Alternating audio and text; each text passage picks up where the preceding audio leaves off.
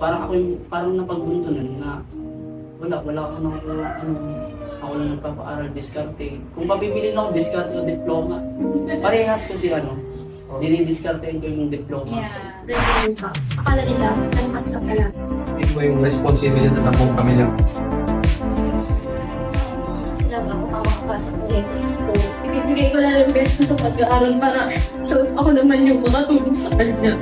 Kung sagot mo lang yung kulang mo sa isang okay lang, Sabi nga, 7 times false, dash happy.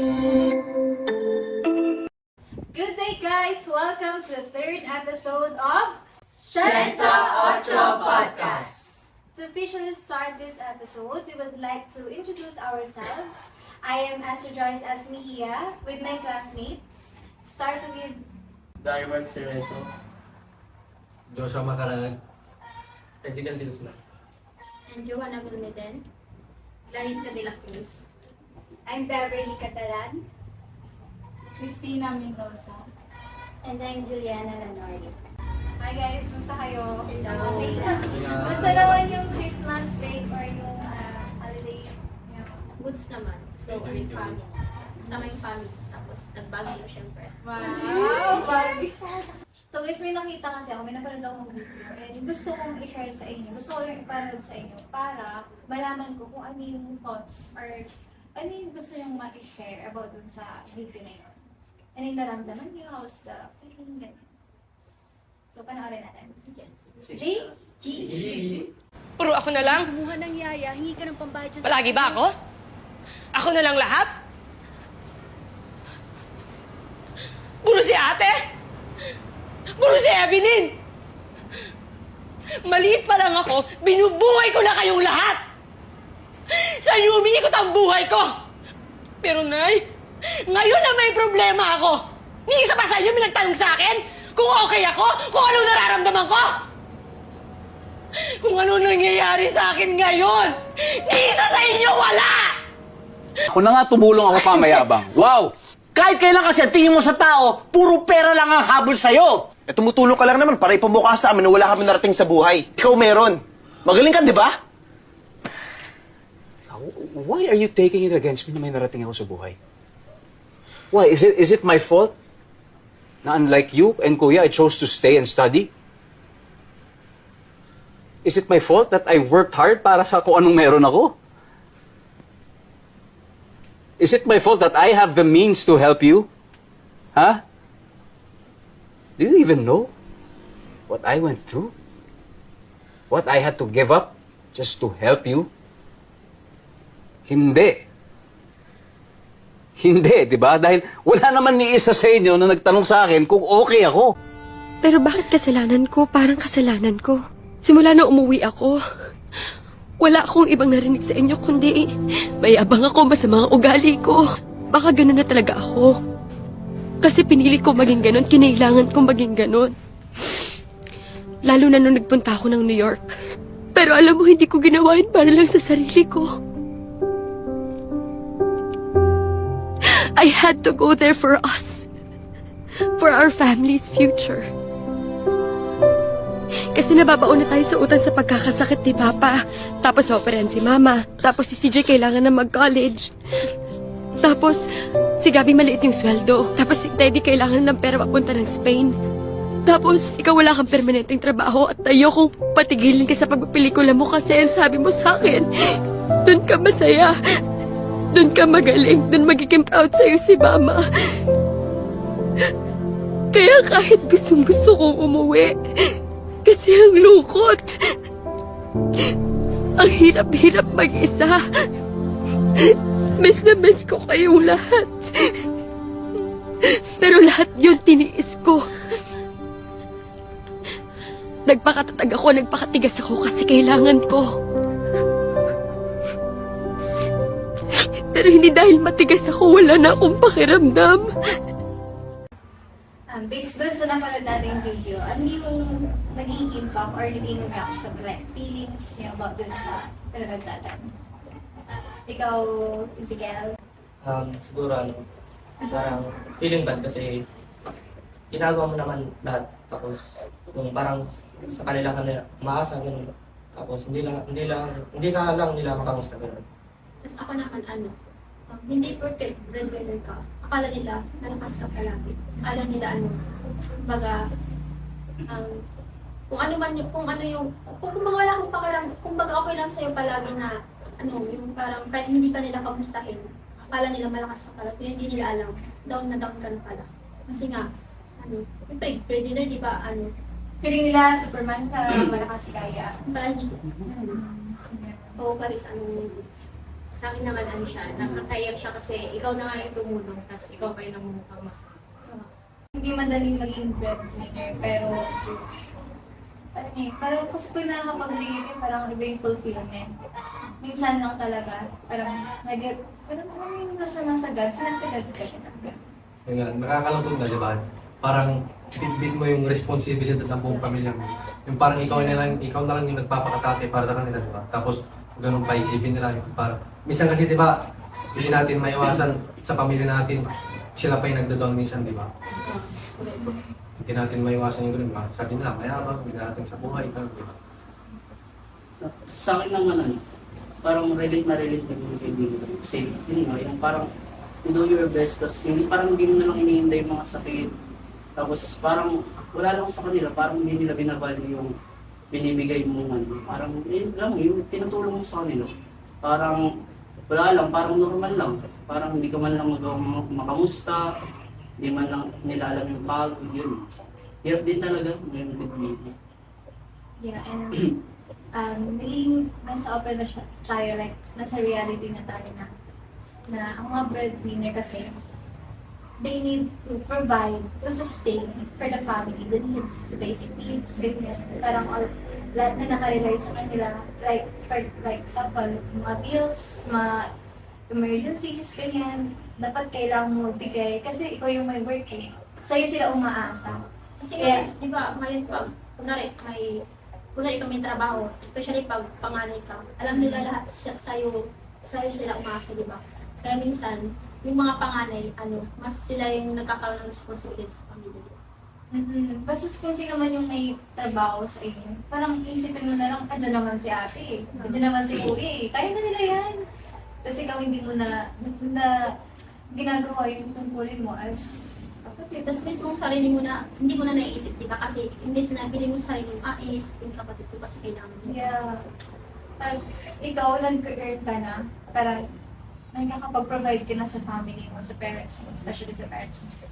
Di ba, somehow, masaya ka, pero minsan talaga, maghahanap pa sila. Di ba? Yung parang, bigyan ko pa kasing babayarin eh, kailangan ko pa ng ganito. Tapos, iisip mo na lang, titira na sa akin, ganyan. Tapos minsan pa, di ba, yung kunwari may binigay kang sapatos, tapos pag binigyan mo sila, hindi naman ito yung gusto mo ate. Hindi naman Nagreklamo pa sila. Tapos yung kahit ubos na ubos ka na, parang naghahanap pa sila ng parang kulang na kulang pa rin sila. Kahit yung nabigay mo na lahat, tapos parang full effort na talaga, tapos hindi man lang nila ma-appreciate yun. Parang naghahanap pa sila ng mas more, diba? Sakit yung gano'n eh. Hirap din. Parang, di ba sa mga breadwinner, andun yung burden. Alam mo na, quote-unquote burden. Parang, dalang-dala nila yung hirap, parang bigat na sila kasi ang dami nga nilang iniisip. Tapos, parang hindi pa sila na-appreciate. Kumbaga, pag may mga needs pa tayo, sila pa yung kukantahin natin, binatawagan natin, kailangan ko ng ganito, ganyan. So, yung hirap talaga maging breadwinner. Pero ngayon, paano niyo ba siya nakikita? Like, tayo, di ba? Estudyante tayo. And, college student. Paano natin ipapakita na naging breadwinner tayo? Sa akin, syempre, kasi ako sa bahay namin, ako lang nakapag-college. So, yung mga ako, inaasahan na ako na, anak, kailangan mo magtapos. Kasi, ikaw yung kumbagang Kaahon sa buhay. Kasi sabi nila kasi, bawas na nakapagtapos ka ng college. Ang akala nila kasi, pag nakapagtapos ka na, kumbaga, maganda na yung trabaho mo. Madali ka nang makakahanap ng work. Yun sa akin, parang, feeling ko mag-something, parang nakikita ko na baka magiging gano'n na kasi ako yung pinakasaan. Sa akin din, kasi panganay na. Yan. Then, lagi kong sinasabi na panganay ka na.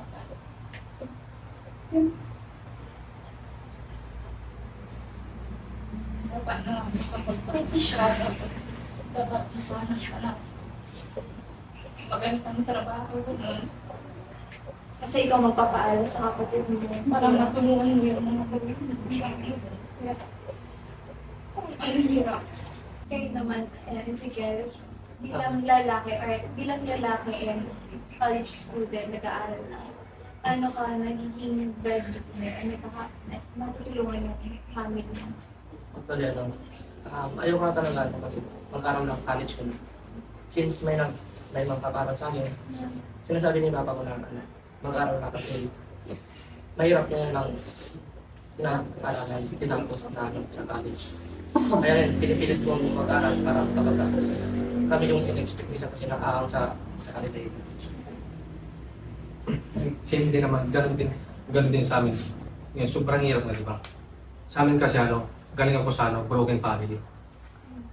And yung papa ko, siya na lang yung nagtatrabaho para sa amin. Nakaka-pressure din minsan kasi minsan walang baon, gano'n. Umutang na lang, gano'n. Kaya, yun nga, nakaka-pressure. Hindi mo na alam kung buti nga may bayang polytechnic di ba, libre tuition. Lalo na sa ibang school, di ba, yung mga may tuition, di ba, ang mamahal.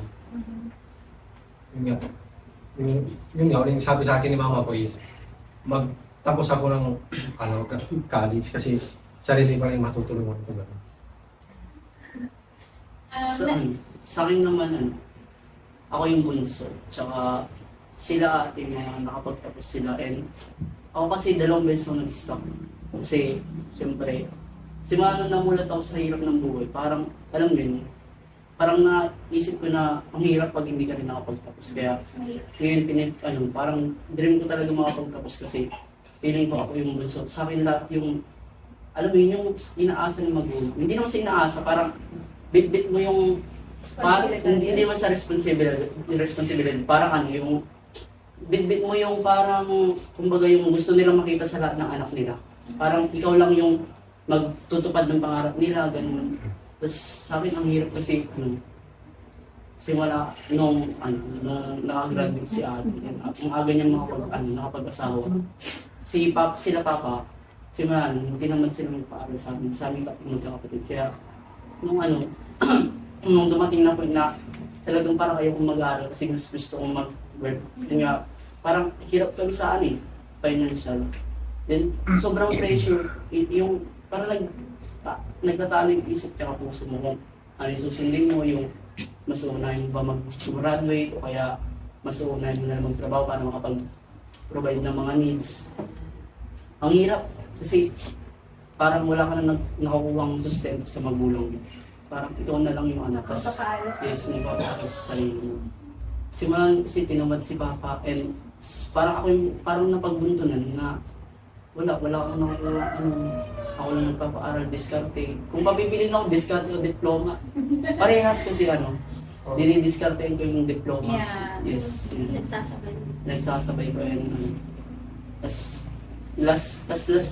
year din, sobrang stress kasi nakagraduate si Kuya this year din. Pero may bad news na kala ko kasi siya na yung makakatulong sa akin. Parang napag-aaral niya ako.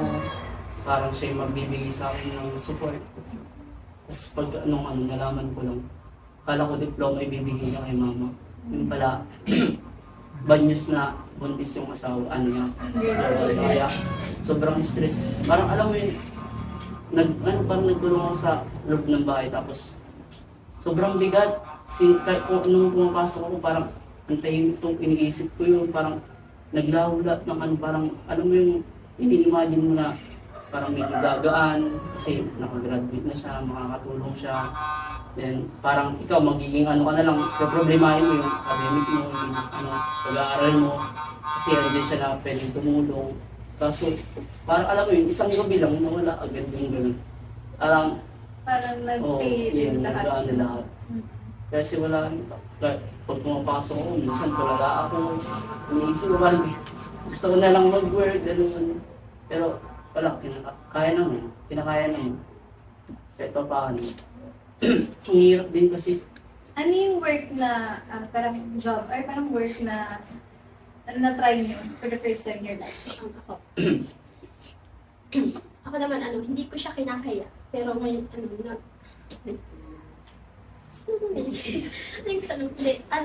nag-caregiver ako. Kasi kaya ko kasi si Joshua, broken family. Kumbaga, yung mama ko, nagkaroon ng family. Ano ko yun? Tapos, nagkaroon ng family yung siyempre walang masunod na sa akin nag-aaral ko. So, sabi ko, gusto ko yung tupatin yung pangarap ni mama na magsabi. Gusto niya kahit sa isang anak niya, yung mag-graduate ng college. So, sabi ko, paano kasi walang work si mama. Tapos, walang trabaho doon. Sabi ko, mag-work na lang ako. Tapos sabi sabi ng tito ko, kung mag-work ka daw, sabi niya, mag-work ako, pero yung work na lang papasukan ko, siguraduhin ko doon na kaya ko. Kasi nga, mag-aalaga ako na patanda. Yun. Kahit hindi ko kaya, ginawa ko kasi sa school. Passion. Yung pangarap ko para kay mama na nakapagtapos. Magbukas ka ng matanda, kahit babae ka.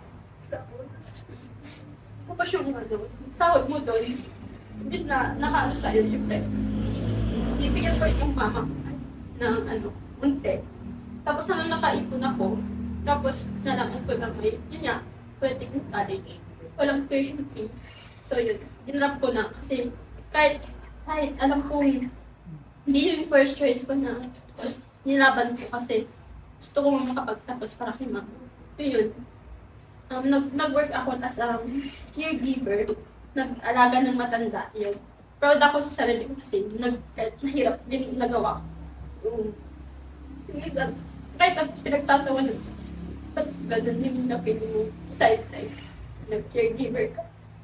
Sabi ko, kahit na nag-caregiver ako, at least, merong nakukuhang parang pera na alam kong yung dahilan para kahit pa paano uusad ako kung saan man ko gusto makarating. Kahit na mahirap. Ako naman, nang start ko ng number 16 years old ako. Construction siya, tapos mahirap kasi nakubat na namin yung semento buong araw. Tapos yung bata ka kami, di ba? Hindi pa fully develop yung Kasi so far. mahirap siya. Tapos okay lang siya kasi yun nga, nakakakuha ka nakaka-sustain. Nabibigyan mo ng pera yung mga magulang mo. Yung sagot mo lang yung ulam nyo sa isang pagkailan is masaya na sila. Kaya tinitis ko yung kahit nahirap kung yung sakit ng dito ko sa pagkakas dito. Kung ba naman magbuhat ng 400 plus na senior sa akong araw. Mahirap siya. Nakikita ko yung pain. Talagang parang may impact talaga yung pagiging breadwinner natin. So, ako naman. Hindi kasi ako breadwinner. Gusto kasi ako. Kaya so parang easy din na naging nakaka-help ako mama kasi hindi naman parang hindi ako nangibigay kasi wala akong sahod. Pero somehow, pag may nag-grab ako opportunity, ganyan, nakaka-help ako. Parang hindi niya na ako binibigyan ng pamasahe. Parang malaking tulong na yun eh. Kasi dalawa kami college ni kuya and yung ate ko, 2023 siya graduate and nakapag-work pa. Naka-in niya lang sa government. Yun. So, yun masaya ako kasi nakaka-help si ate. Pero, nakikita mo yung ate ko. Nag-rant siya sa akin, umiiyak siya, ganun sabi niya sa akin. Ang hirap ganyan. Kasi, dahil mong dapat pag pinagdadaanan. So, doon siya sa Manila, tapos, siya yung papadala sa amin. Yung gusto niya, hindi niya na mabili kasi, yun nga, kailangan pa namin paggawa ng bahay. So, yun pa yung pinag-problema niya na kailangan namin mag-save. Iwas muna sa gastos. Eh, nakikita ko yung ate ko na siya yung nagsasuffer. Parang, sorry anak, kasi panganay ka eh. You need to work. You need to help us. Yun na, mga kapatid niya, kami, ako, college student, si kuya ko din. So, mahirap pala talaga maging breadwinner. So, yun lang. Kailangan mo talaga mag-strive. Doon ka tumingin sa goal mo, na dreams mo. Ako naman is, bata pa lang ako is, sinanay na kami magtrabaho sa bukid. Yung, dati kasi, yung bata pa ako, yung sinasahod ko sa bukid is, 250 lang, ganun, 300. Isa pa, diba? Kulang pa ng pambili ng walang tas bigas yun, diba? Diba, sobrang hirap. Sobrang hirap. Ngayon naman is, medyo okay naman. Kasi yung sahod na ngayon is 500. Pero, hindi pa rin naman sapat yun kasi nga, ilan kami sa pamilya, lima kami. Puro din kami lalaki. Sobrang hirap. Yung trabaho ng papa ko is yung magkasaka lang, gano'n. Yung tatay ng kami mais, nakikitrabaho lang kami sa bukid. Minsan, yun na nga yung binabawag ko. Inipon ko, pinababayad ko ng miscellaneous, gano'n. Sa akin naman is, yung pinag-aasaman ko is, nagla-live ako. Up siya na, pwede kang tuminta. Like, 1 hour around 2 hours na live. Makakuha ko na ng 500 pesos. Isang buwan doon. Yung 500 na yun is, yun na yung ginagamit ko pag walang maibigay si mama na pangbaon. Yun na yung pangbaon ko, pangbabayad ng mga Mrs. Pinto. Grabe naman. Kasi bukong pa dito. Ako naman, si mama ko kasi nasa bago siya. Bali, tatlo lang kami dyan lagi. Ako tapos yung 2 kong kapatid. Kasi 7 kami. Tapos, yung 4 na nakakatanda sa amin is may kanya-kanya ng pamilya.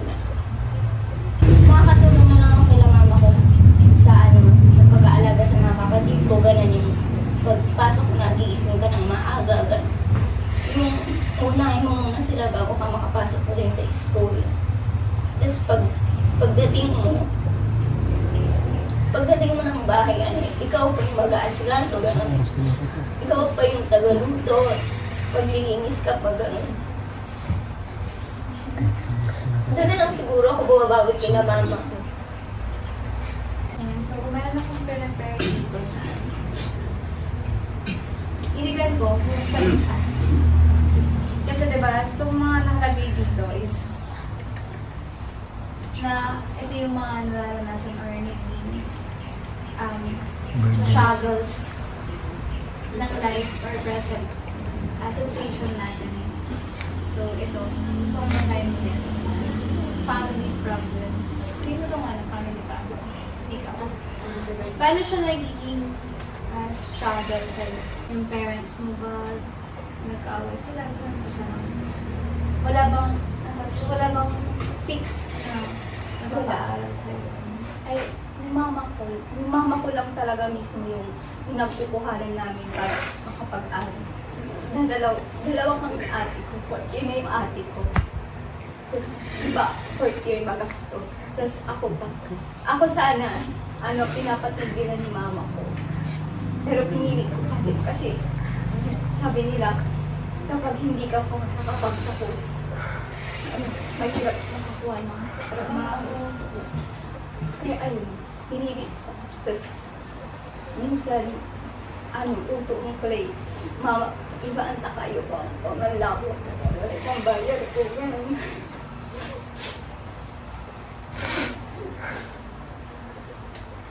Diba? So, yung mga nagiging stepping stone natin para mag-aral natin or like gusto natin makapagtapos kasi nakita mo yung parents mo na nahihirap ka magpaaral sa'yo. So, ito talaga magbalik ng buti. Baka may mga experiences din kayo na like sa family problem, paano siya nagiging burden sa inyo?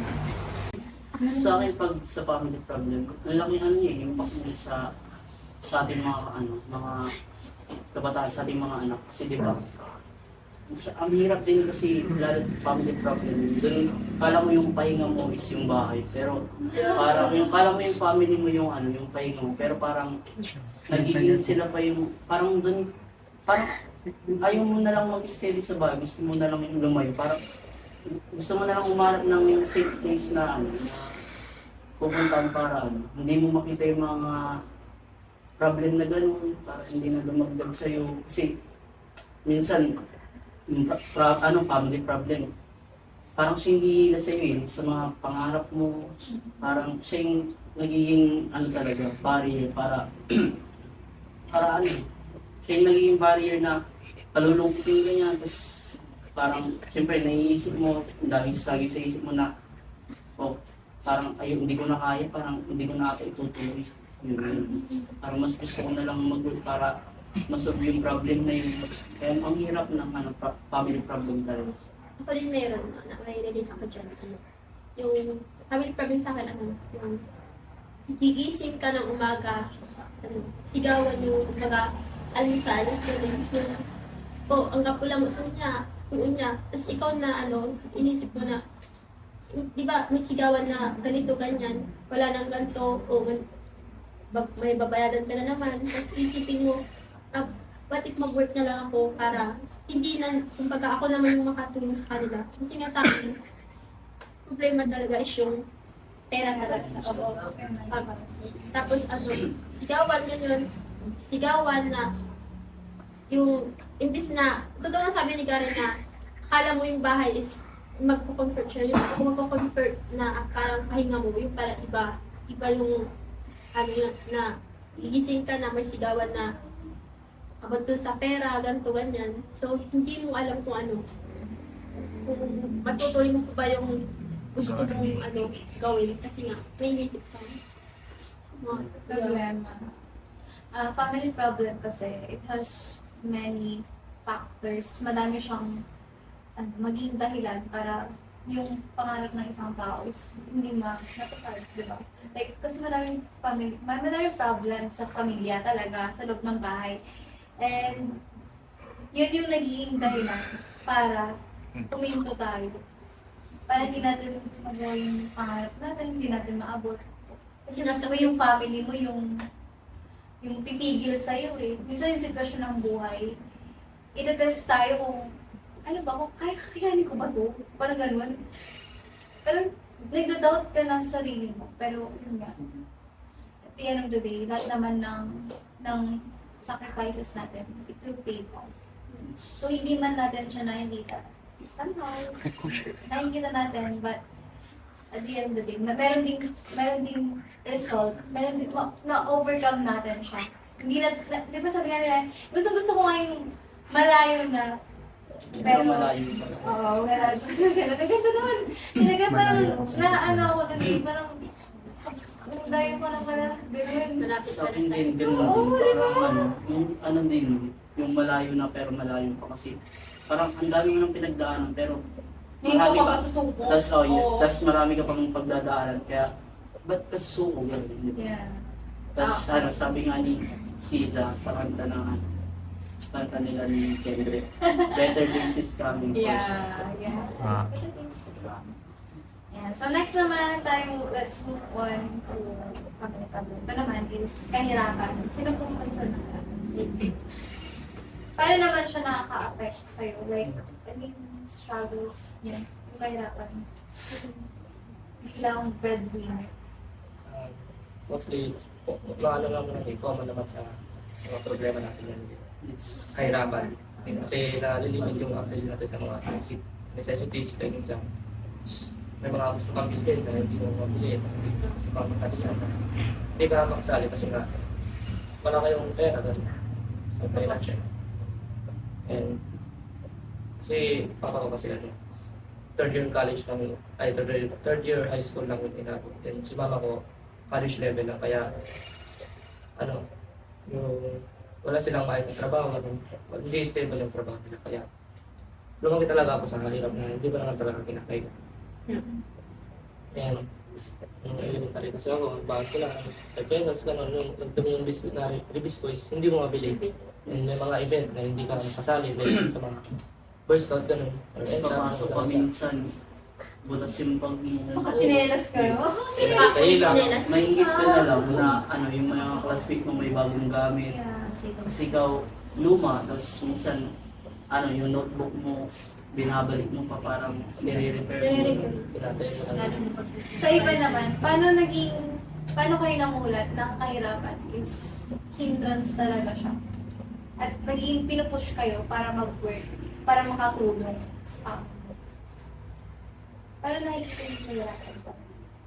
Yung nakikita mo yung kahirapan kasi nakikita mo yung mga magulang na gumagawin sa utang ganun. Dumating kami sa point na wala nang nagpapautang sa amin kasi yun nga, puro kami utang and pagsasahod si papa ko ganun. Pambayad lang ng utang, umulit lang yung sa sinasahod ng papa mo is may ikot lang. Pambayad sa utang ka na naman ganun. Dumating sa point, wala nang nagpapautang sa amin ganun. Kaya sinasabi ko sa sarili ko na pagtapos ko sa pag-aaral is tutulungan ko agad yung pamilya ko. Kaya gusto kong hindi natin sana talaga ako mag-aaral ng college. Kasi gusto ko talaga makatulong agad sa family ko na magtrabaho agad ako ganun. Kasi marami pa akong kapatid na pinag-aaral. Sa iba naman, pati namin yung kahirapan na naging hindrance siya. At pinupush kayo parang kinokontrol kasi tayo ng kahirapan para minto ng pag-aaral, trabaho na, maging Parang kumbaga siya yung nag-motivate sa'yo or nag-inspire sa'yo. Kahirapan yung parang nakakatalo sa'yo para ituloy mo yung pangarap mo. Diba? Mostly naman sa atin, diba, yun yung nagiging reason ba't tayo nagpapatuloy yung kahirapan. Kasi nakikita natin ang hirap ng buhay. Naranasan ng parents natin yung hirap eh. Nakita natin yung hirap nila, diba? Siyempre, mahirap talaga kasi ang hirap ng mahirap. Ang hirap maging mahirap. Yes, kaya yun yung kumbaga nagiging sa'yo, inspire sa'yo na pagpatuloy mo yung buhay, yung huwag kang tamatin, grind lang ng grind. parang poverty kasi parang it will drive you to do your best para gawin mo yung gusto mo makita yung future. Kaya mga nagsasabi na may mga nagsasabi kasi na masaya maging mahirap ganun. Para sa akin hindi siya masaya. Hindi masaya maging mahirap kasi masaya siya rin siguro sa mga experience na naranasan ko ng mga kasyan. Kaya hindi naranasan ng mga mayayaman. Kaya sinasabi nila masaya maging mahirap pero masaya lang yung mahirap pag may pera. And kahirapan kasi, parang, yun nga, kapag naranasan mo kasi na maging mahirap, mag-dream ka para, mangangarap ka para sa sarili mo. Tsaka kapag naranasan mo yung maging mahirap, ay naranasan ka pa, buti na lang nahirapan ako ganito. Tapos minsan kasi yung kahirapan,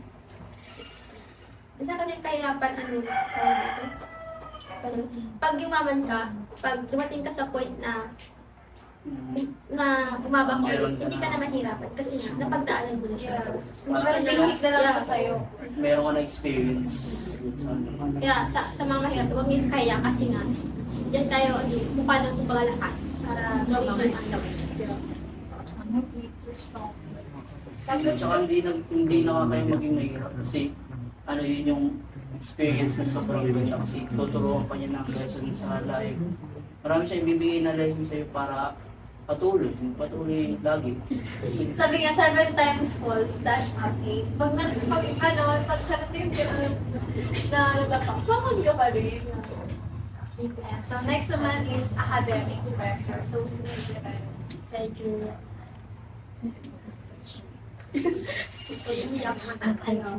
Na-struggle ako kasi, yun nga, sabi ko nga kanina, seven kami magkakapatid, tapos yung 4 is, yun, may kanya-kanya ng mga asawa, ganun. Bali, kung makapagtapos man ako na itong college, parang ako lang yung ako yung unang makapagtapos sa aming pamilya, ganun. Tapos, nahirapan, parang lalo pa akong na-struggle kay papa ko kasi, pagdating niya dyan, lagi nang sinasabi na mag-aral kang mabuti, ganyan kasi ikaw yung makakatulong sa amin, ganyan. Tapos parang naano ko sa sarili ko kasi hindi ko alam kung makakaya ko, ganun kasi hirap din na slow learner talaga. Kaya parang hindi ko alam kung matutuloy ko yun yung lagi sinasabi ni Papa ko na ako yung mag-aaman sa kanila. Ganun.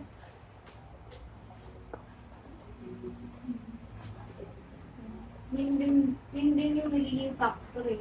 Kaya, kasi sa tingin mo sarili mo, hindi kaya mo, sa tingin mo sarili mo, hindi mo kaya. So, napangunahan ka ng doubt and pressure. So, ang academic naman kasi, you will never know unless you try. So, you need to, yun nga, work for it, na mag-strive ka ng effort mo. Kasi, nakita mo yung family mo na nahihirapan, tapos dadagdag ka pa. Parang like, di ba, yung gagawin na yung gusto mo is after 5 years, nasa work na ako, ganito, magagawa ko yung family ko. Imbis na yun ang makikita mo. Di ba, kapag sumuko ka kasi parang, yun eh, yung family, yung ibang mga tao or family mo, yung mga naninis maglalako pag ikaw din yung sumuko. So, kung hirap din na ikaw na lang inaasahan nila. Yun nga, yung kay Juliana, parang piling ko sa kanya kasi, na-pressure siya sa academic, kaya gusto niya nang parang tumigil, ganyan. Pero isipin mo na lang na madaming umaasa sa'yo. Isipin mo na lang na ikaw yung nagiging inspiration nila. Pag nakapagtapos ka, tingnan ka ng mga kapatid mo na, ay, si Juliana nakapagtapos.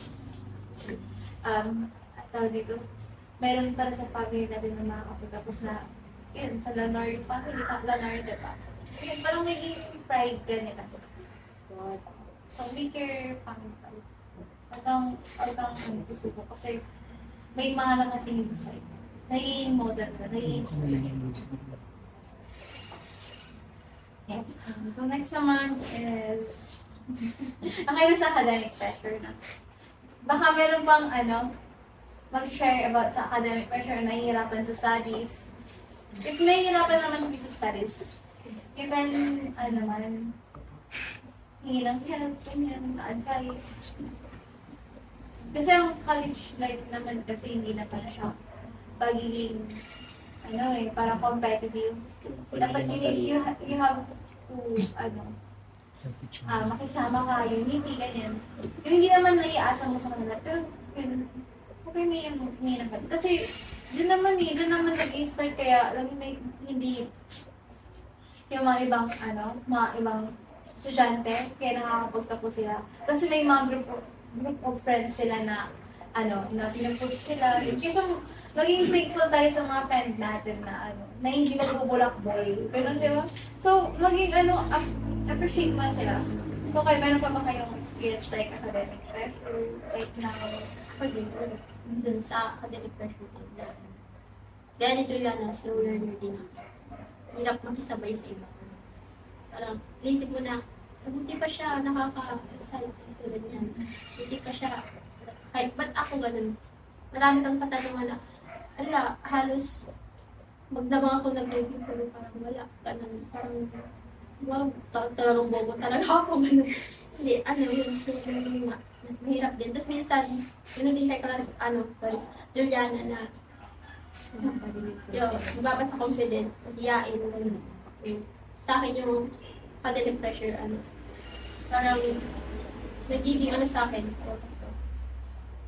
So, yun, struggle sa akin na paano, baka hindi ko matapos kasi ganito, ganyan. Parang mismo sarili mo nadadown kasi nga sa inisip mo na gano'n. Pinapangunahan ko sa mga. Kaya ngayon yung mindset kasi ng isang tao, parang yun yung nagiging, mag-control sa atin. So, dapat lagi tayong, like, may peace of mind tayo pag we have to make decisions. Kaya yun, tayo laging strong. So, next, okay na. Sa academic, meron ka bang tagal na. Next naman is financial problems. So, sino po yung So, lahat naman kasi tayo may financial problem. Sa amin kasi, yung mama ko lang yung nag-work.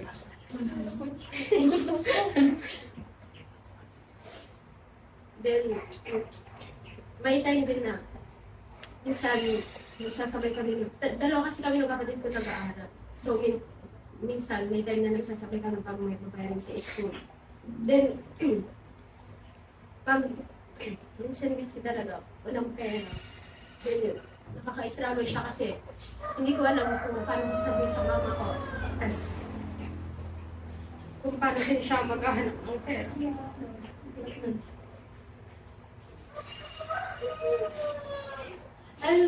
Oo, di ba makikita mo yung mama mo, nag-iisip ng uulamin, tapos may babayarin ka pa.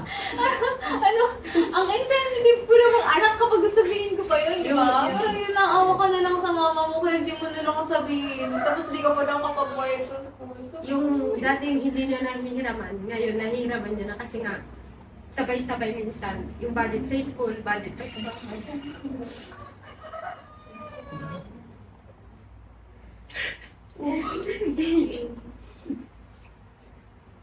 Kaya, sinasabi ko na kay mama minsan na, mas gusto ko na mag-work para makatulong sa kanya. Kasi hindi na siya mahirapan. Pero, sabi niya sa akin, hindi ka hihiyaw. hanggat kaya niya daw, siya daw yung magtatrabaho sa amin kasi ayaw niya daw maranasan yung hirap.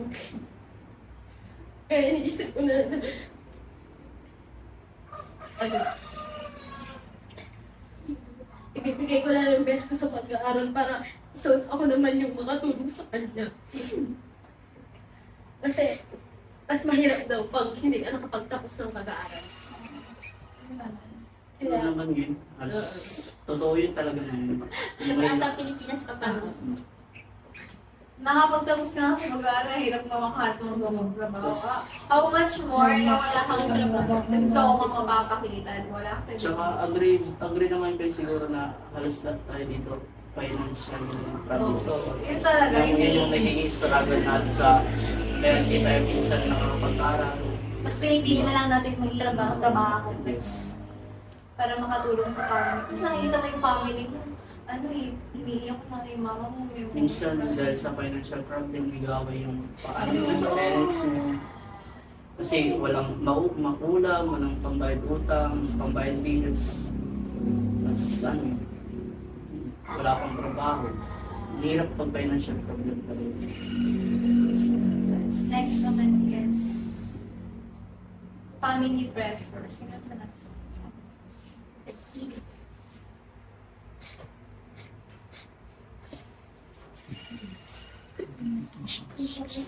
May ano niya, mahirap kasi sabihan ng family nila na hindi ko yung pag-asa mo. Lagi lang yung ikaw, panganay ka dapat. Ikaw yung nakapagtapos, wala mo tulungan ng pamilya. Mahirap yung magsitas. Makikita mo din yung pamilya mo naghihirap na makahanap ng budget. Paano mo mababayaran ng school, gano'n. Then, yung sa sinabi ng financial, relate din ito. Nakikita ko yung nag-aaway na may pagkakabay na kapak o gano'n. Pag natitignan sila, naiiyak ko na rin. Naiiyak ko na lang kasi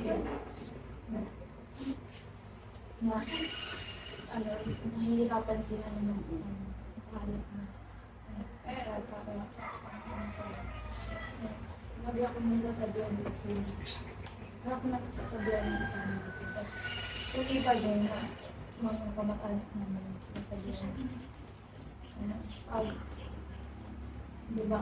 Kung tama, nagdalaga ka na sabi nila, baka pag inatupag ay yung inaatupag nilang dyan is parang mantika. Naasawa ka bang po? Nag-asawa ka na kasi boyfriend kasi hindi na mag-aasawa ka. Mag-gagal ka lang parang, yun, nakaka-pressure din ko dyan. Yun, ang ginagawa ko lang is, Ginagawa ko na lang yung best. Pero kung bakit nagbubulat mo, Ano, ginagawa ko na lang yung best na ipakita na kaya ko, nakakaya ko kahit na mahirap, nakakaya. So, nasa gen ka ng family mo na mag-aaral ka ng mabuti kasi ikaw yung magpapaaral sa mga kapatid mo para matulungan ko ang mga unicorns. Yes, sobrang sakit na marinig mo. Makapaisip ka lang, paano kaya kapag hindi mo nagawa yung gusto mo? Yung hindi mo nagawa yung gusto mo. Grabe, ang hirap maging grabe ng pagsasabitan na. Alam niyo ba na-experience ko, nakita ko sa ate ko. Kasi di ba sa ate ko panganay, bunso ako, tapos yung kuya ko. Tapos sinasabihan siya ni mama ko na huwag mo lang mag-asawa, gano'n. Kasi pag-aaralin niya pa kami, magtulungan niya kami. Tapos sinasabi ni mama na, mag-aaral kayo ng mabuti, tapos magtulungan kayo. Kasi pag kami namatay, kayo kailan din yung magkakasama mo.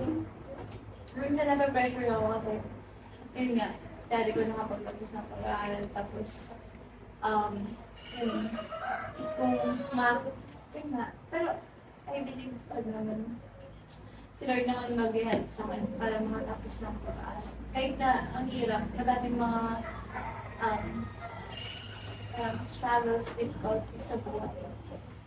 Whatever it may come, you should surrender your worries, your anxieties kay Lord para maging peace lang. Tapos, na-realize ko din na you need to protect your peace din. Kasi pag wala kang safe space, tapos dahil mong iniisip, nag-overthink ka, mas lalo kang kinukonsyon mo yun. Kaya napipitan ka na lang na, ay, ganito na lang talaga ako. Ganito na ako. Hinakuhusan ka rin. So, may mga share pa ba about pag-ibar? Okay na. Next naman is, sakit, broken family.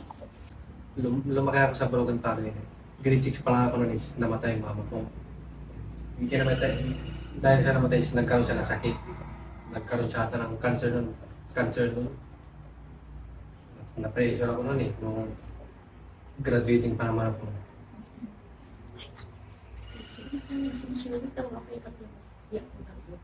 Hindi ko alam kung itutuloy ko yung pag-aaral ko nun. Siyempre graduating ako nun, di ba? Bata-bata pa ako nun. Sobrang hirap ng mag-isa ng broken family. Kasi si mama ko, OFW siya. Sa kanya lang kami umaasa. Diba? Si papa ko nga is magsasal ka lang. Tapos kami bata pa. Grade 6 pa lang ako nun. Kaya sobrang hirap. Noong time, hindi ko pa na-realize na ganun kahirap. Kasi nga, grade 6 pa lang ako nun, di ba? Bata pa ako. Bata-bata pa ako mag-isip na rin. Nung grade 8 na ako is, doon ko na na-realize na ganito pala kahirap yung buhay. Yung family. Mapapaisip ka lang na buti pa si ganyan, ganito, kompleto. Mapapaisip ka lang na pag Pasko, di ba?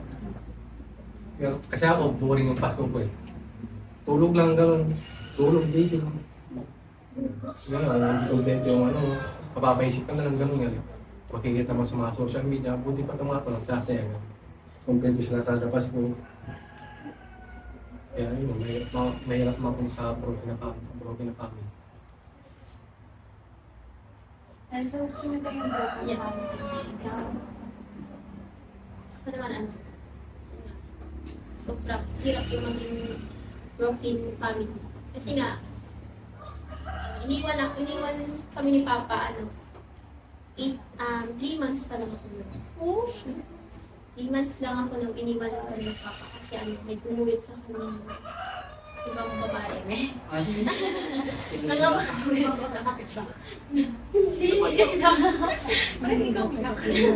tinatawa ko na, hirap kasi lalo na kapag yung mama mo tapos papa mo, may kanya-kanya ng pamilya, tapos naiwan ka sa gitna. Diba? Ang hirap kasi, buti pa yun may mama, papa. Ako sino? Wala kang, hindi ko naranasan kumbaga yung hingi ng mama hingi ng pera kay papa. Gusto ko maranasan yung sinasabi ng mga bata na, ano, pag lasing yung papa nila, hihinga nilang 20. Gusto ko maranasan yun. Hindi ko naranasan.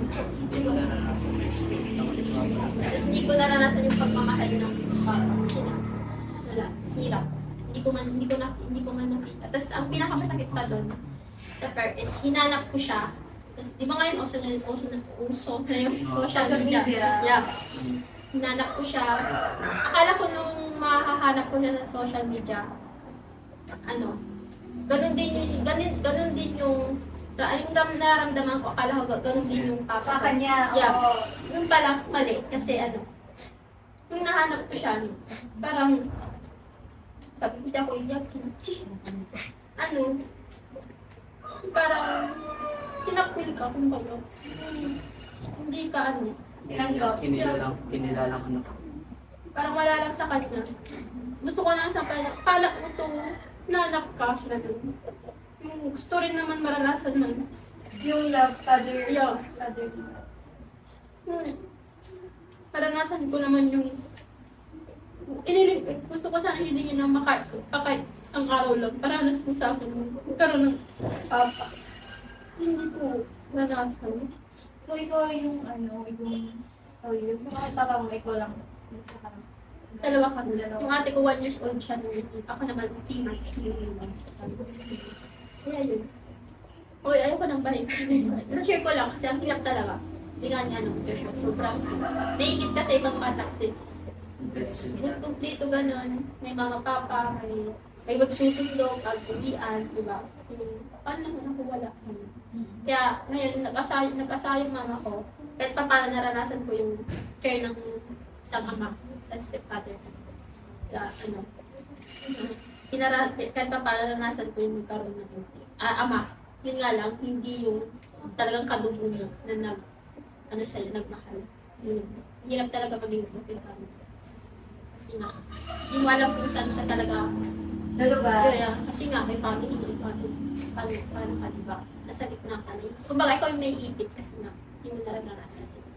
Yun, mahirap talaga maging open family. So, okay na tayo sa wrong family. Next naman is pressure to being last card of the family. Yun. Last card. Kasi nga, sabi ko last card, ako yung last card ni mama. Kumbaga, ako yung naasahan ni mama na, makapagtapos. Kasi nga yung ate ko nag-asawa na. So, ako yung tumatayong pinaka-panganay sa mga maliit. So, sabi ni mama sa akin, yung word na si Kalabas sa pag-asa. Ano saan mo hanggang ang pikira ko? Kasi kayo makatulong at siya. Tas, talo sa muhula siguro sitwasyon ta na ang tamo ilang kapit trabaho. So, hanggang hirap, tulungan ta ka. At yung trabaho, yung wali sa ilay mo, i-grab mo ang anak ko, si Kalabat. So, pag-asa. Sabi nyo naman sa akin na, ako daw yung tutulong sa, ako daw yung, pag nakapagtapos daw ako yung tutulong sa mga kapatid ko magpapaaral. So, yun. Parang inaasahan ako ni mama. Sabi ko kay mama, ayaw kong magbitaw ng salita na Mag-promise. Yeah, kasi ayaw ko kasi- promise is just word of honor. So, pwedeng hindi ma-fail yung promise. So, gawin mo na lang siya. pag sinasabi ni mama yun na, hindi na lang ako umiingi. Sabi ko sa kanya, gumagano na ako, parang iitan ko lang. Ayaw ko kasi magbitaw ng salita kasi hindi ako sigurado. Kasi mismo ako, hindi ko alam kung magagawa ko yun. Kasi nga, yun. May doubt ka. Tapos tawag dito. Diba yun? Nga, mahirap kasi pag last card ka talaga, may pressure ka na.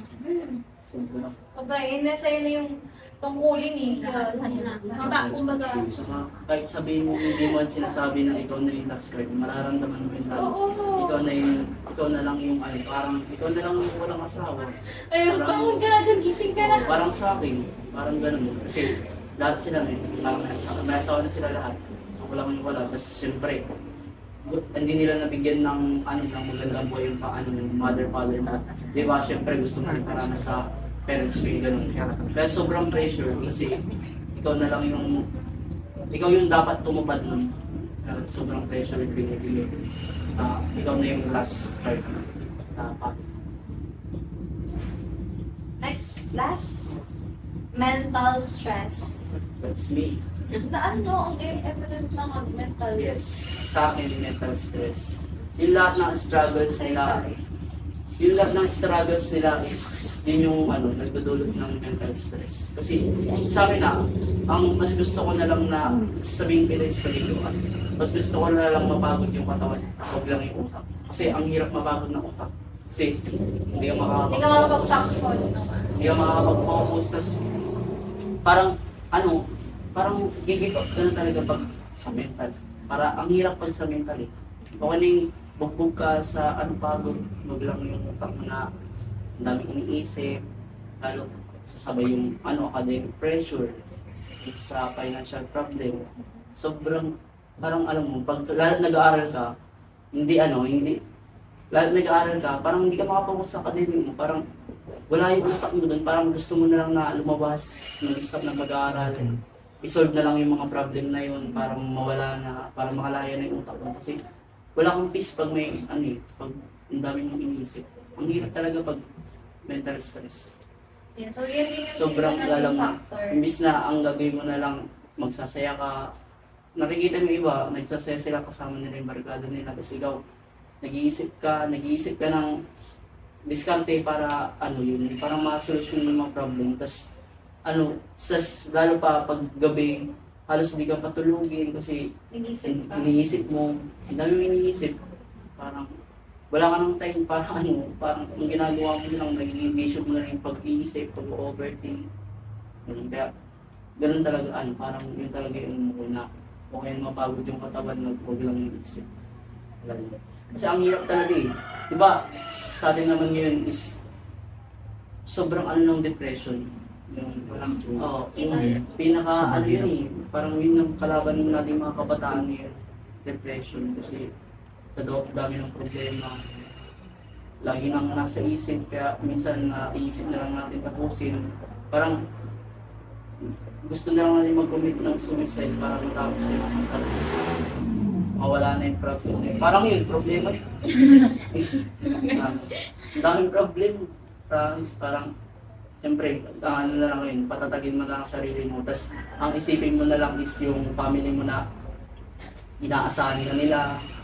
Parang, kahit na hindi sabihin, ikaw na lang mag-isip na inaasahan ka na ikaw na lang yung last na magtataguyod sa ikaw na magpaparanas ng hindi nila naranasan. At saka isipin mo na lang na makaka-relate ka na sa hindi na maraming sabaw ng noodles. Saka kasi kapag, kasi diba, ang daming problema, and akala mo is hindi ka na-apektuhan. Lalo na is madami tayong pressure, nag-pressure tayo. So minsan, hindi natin na-open up yung mga feelings natin. And ang nagsasuffer pala is yung Utak. Yes. natin. Ako kasi lumaki akong hindi marunong mag-open sa parents. Alam mo yun, kinikimkim na, maski yung nararamdaman mong sakit sa katawan. Parang, alam mo yun yung hindi ka sanay talaga. Kasi nakikita mo minsan, nagsasuffer din sila, minsan may nararanasan silang mga sakit sa katawan. Kaya, pinipili mo na lang na ikip sa sarili mo yung sakit mo nararamdaman. Kasi dadagdag ka pang isip. Parang minsan, ka na lang, iyak ka na lang sa sarili mong kwarto. Kung may sarili kang kwarto. Problema ulit. Problema kaya sobrang daming problema. Maraming problema pero maraming solusyon. Kaya ang ko lang is kumbaga reflection ko lang din sa maraming problema, maraming solusyon. Kaya try and try, don't give up.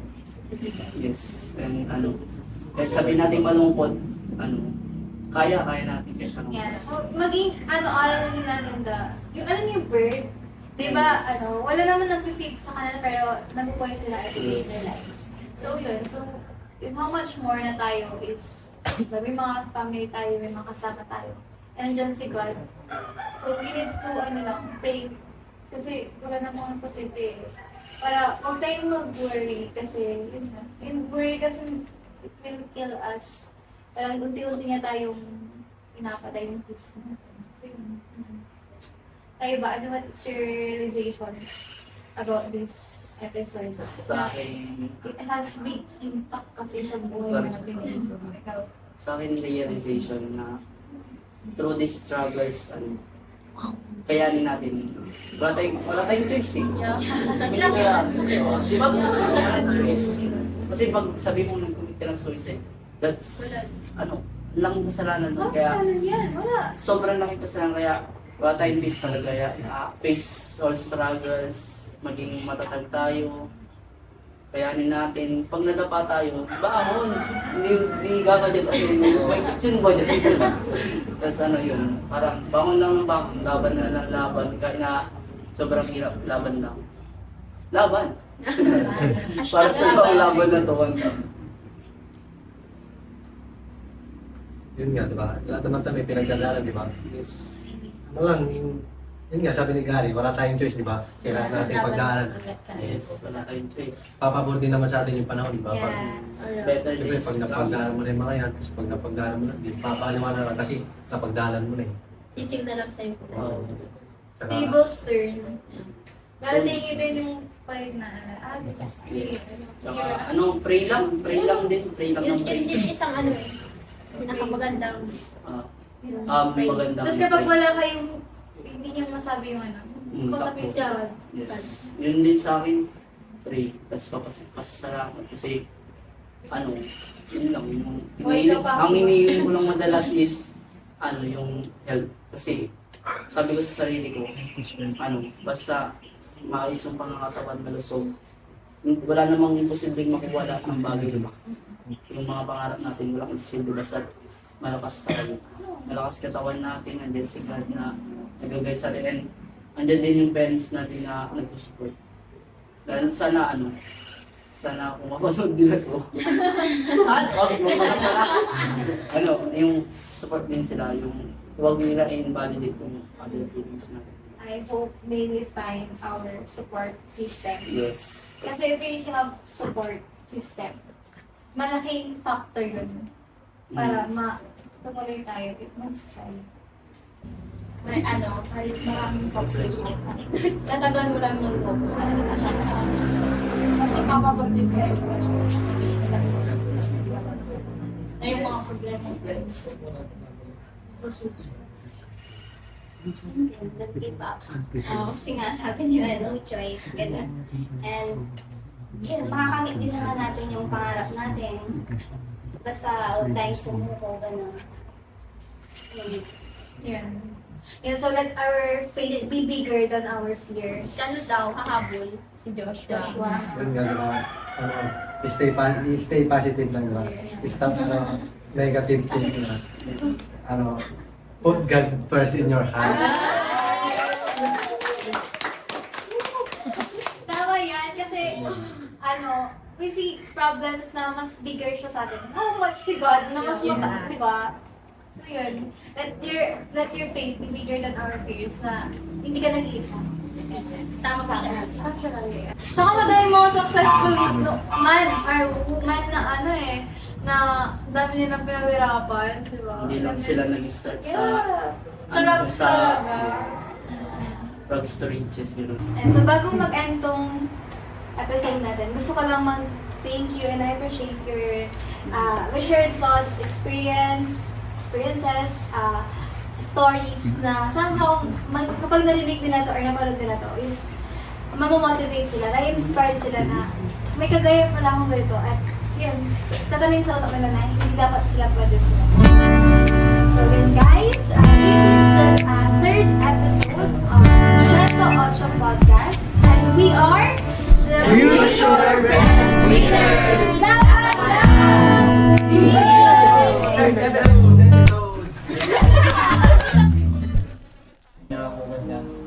Pero hindi para mag-sorry, hindi para yata, kausapin lang kami na pamukha na na hindi daw totoo yung mga sinasabi niya na ginawa niya kami ng issue. Hindi ko pala talaga sila napapatawad. Ako pakalma yung sarili ko sa pagkita-close sa mga tao.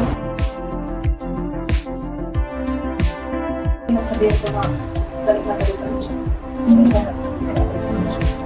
Meron vote wisely. Sa paghanap ng kaibigan, choose your friends wisely.